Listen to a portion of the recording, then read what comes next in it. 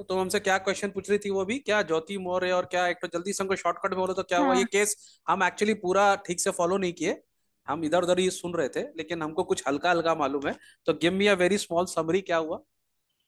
कि मतलब आलोक मौर्य ज्योति मौर्य का हस्बैंड है, और आलोक मौर्य ने ज्योति मौर्य का करियर बिल्डिंग में हेल्प किया है।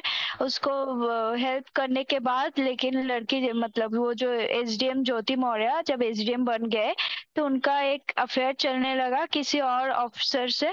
और अब वो आलोक मौर्य के ऊपर वो डिवोर्स केस फाइल कर दिया और वायलेंस का भी चार्जेस लगाए हैं शायद। तो इसके लिए आलोक मौर्य ने इंटरव्यू भी दिए हैं। आलोक मौर्य रो रहे थे उनके इंटरव्यू में कि हम जिसको इतना प्यार करते हैं वो आज मेरे साथ इतना धोखेबाजी किया। अच्छा। मतलब आपका क्या राय है इस पे? हाँ तो राय एक्चुअली सबसे पहली बात तो ये है कि ये सब पब्लिक डोमेन में डिस्कस ही क्यों हो रहा है, हमको तो पहला बात तो यही समझ में नहीं आया, ठीक है। माने इंडिया के लोगों के पास टाइम नहीं है कि किसी का पर्सनल अफेयर के बारे में हम लोग डिस्कस कर रहे हैं, क्या हुआ क्या नहीं हुआ, इसका ट्रूथ हमको क्यों सुनना है, नहीं समझा। It is between two people, है ना। तो तुम लोग तो, मैं तुम लोग इसके लिए बोला, तुम लोग स्टूडेंट्स हो, this is not going to give you any general knowledge में तो आएगा नहीं कि वो कौन था, उसकी वाइफ का नाम क्या था, उसके क्या है, तो नहीं आएगा। तुम्हारी बात सुन के मैंने देखा है ये केस यूट्यूब में बहुत चल रहा है, पर टाइम नहीं है मेरे पास फॉलो करने के लिए। लेकिन मैं तुम्हारी, अगर तुमने क्वेश्चन पूछा मेरे एज अ स्टूडेंट, तो मैं बोल रहा हूँ कि ये सब चीज जो इंडिया में हो रहा है, ये पहला बात तो ये दिखाता है कि इंडिया में लोगों का कितना फालतू का टाइम है।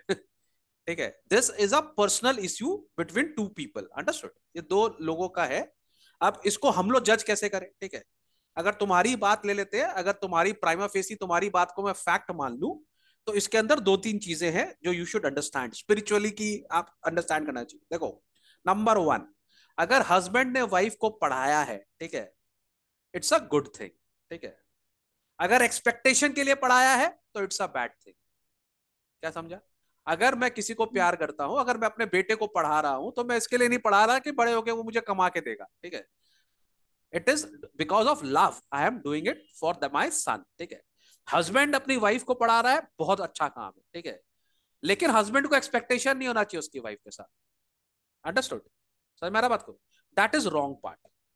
नाउ वाइफ के उसमें आ जाते हैं। वाइफ अगर अपने हस्बैंड को यू पढ़ा, माने उसके हस्बैंड को क्रेडिट दे रही है, और वाइफ एंड हस्बैंड का रिलेशन बहुत अच्छा है, ठीक है, और वाइफ पढ़कर सक्सेस हो जाती है, इट्स अ गुड पार्ट, ठीक है। लेकिन वाइफ हस्बैंड को धोखा दे रही है, इट्स अ बैड पार्ट। ये उसको खुद रियलाइज होना चाहिए, ठीक है। अब उनका कितना जेन्युइन है नहीं है, we are no one to जज, है ना। लेकिन फिर भी ऑन मॉरल ग्राउंड्स, अगर कोई आदमी, आप अगर हस्बैंड वाइफ है, अगर आपके लिए वो आदमी, क्या नाम है, कोई आदमी ने आपके लिए सैक्रिफाइस किया है और आपको इतना ऊंचा लेवल तक लेकर गया है, तो आप मॉरलिटी के हिसाब से you should not do what you are saying that lady has done to that boy. that cheating. that is a bad part, नहीं करना चाहिए, मॉरली सही नहीं है। That actually shows your character, अगर आपने ऐसा किया है तो, ठीक है। ये हो गया सेकंड पार्ट। थर्ड पार्ट ऐसा है, we are a grown up society, है ना, हम लोग थोड़े से ब्रॉड माइंडेड सोसाइटी है। अगर वो लेडी का किसी आदमी के संग अफेयर हो भी गया है and it's a true affair, ठीक है, अगर उसके अंदर कोई मटेरियलिस्टिक चीज नहीं है, and if it is a true affair, तो अगर वो हस्बैंड जेन्युइनली अपनी वाइफ को प्यार करता है, तो वो उसको छोड़ देगा। This I am telling you, बहुत बहुत हायर लेवल बोल रहा हूं मैं तुमको। If I really love somebody, और अगर मुझे ऐसा लगता है कि genuinely she will be happier with that person, I will let her go, ठीक है। इसमें इसमें ना वो खिसियाई बिल्ली खंबा नोचे वाला कहानी नहीं होना चाहिए, ठीक है। Just because my wife has gone to somebody else, बुरा मुझे डेफिनेटली लगेगा, बट ऑब्वियस है मेरा मेल ईगो भी हर्ट होगा। But then if I genuinely love somebody, और मुझे ऐसा लगता है कि मुझसे बेटर लाइफ वो जी सकती है, then I should let her go, ठीक है। वाइफ के लिए मैं बोलता हूं कि ये तो उसका कैरेक्टर दिखाता है, ठीक है।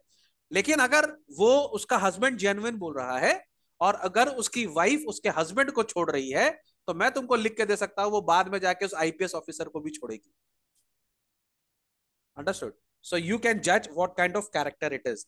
लेकिन अगर वो उस आईपीएस से जेन्युइनली लव करती है और उसको लगता है कंपैटिबिलिटी है, तो we all are grown up.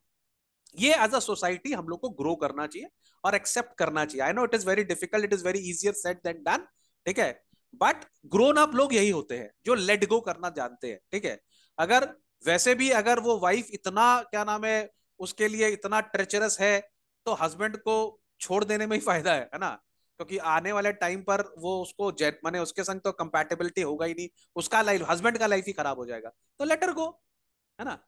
And what she has done, अगर उसका इंटेंशन सही है तो भगवान देखेगा, इंटेंशन गलत है तो वो सामने आ ही जाएगा, है ना। समझ में आ गया। So my take on this is that as a student तुम लोग को इस सब टॉपिक पे टाइम व्यास नहीं करना चाहिए। और मुझे भी बड़ा दुख लगता है इंडिया में कि हम लोग बहुत फालतू टॉपिक्स को उठाते हैं। It's a very very personal topic जो वो हस्बैंड और वाइफ के बीच का है। तो हम लोग को इन्वॉल्व होकर इतना वीडियो बनाना, ये सब बनाना बिल्कुल फालतू है। ये सब नहीं करना चाहिए, स्टूडेंट लोग को इसमें अपना टाइम वेस्ट नहीं करना चाहिए। Understood, that is what I want to yes sir. से।